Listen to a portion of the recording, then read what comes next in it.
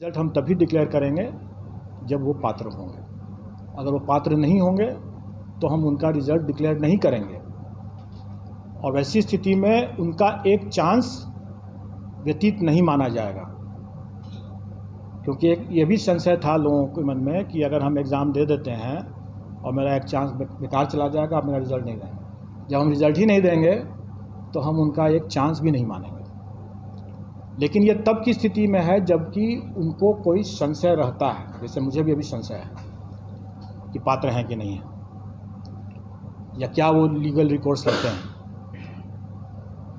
लेकिन अगर ये क्लियर अगर हो जाता है और उसके बावजूद जानते बूझते अगर वो अपीयर होते हैं, तब उसको हम उनके चांस को व्यतीत मानेंगे। जैसे कि हम लोगों ने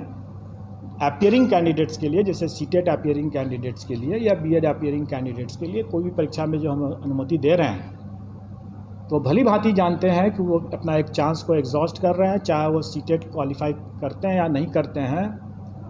वो अपने एक चांस को व्यतीत करते हैं, क्योंकि भली भांति वो जानते बूझते वो अपीयर हो रहे हैं,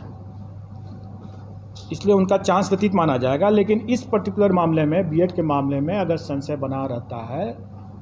और अगर हम उनका परीक्षा फल नहीं घोषित करते हैं, रोक के रखते हैं, तो उनका चांस भी व्यतीत नहीं माना जाएगा और उनका 3 चांस, हर परीक्षा के लिए 3 चांस सुरक्षित रहेगा। ये तो अब मैंने जो बता दिया, जो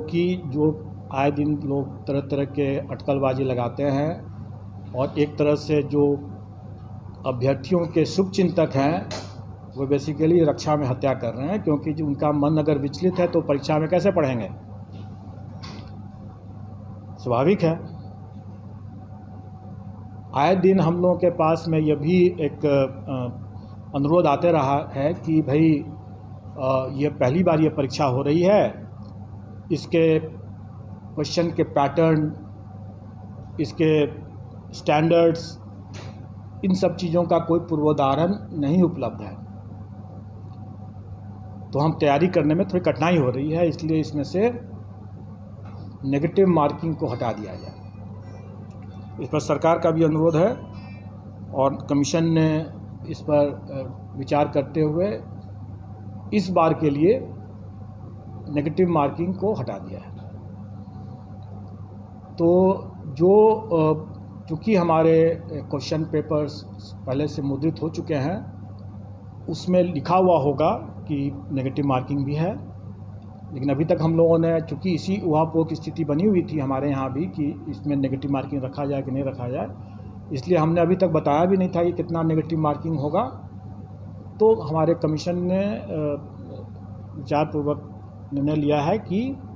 नेगेटिव मार्किंग इस बार की परीक्षा में पूर्वोदाहरण या दृष्टांत नहीं बनने के शर्त पर इसको इस बार के लिए हटाया गया है।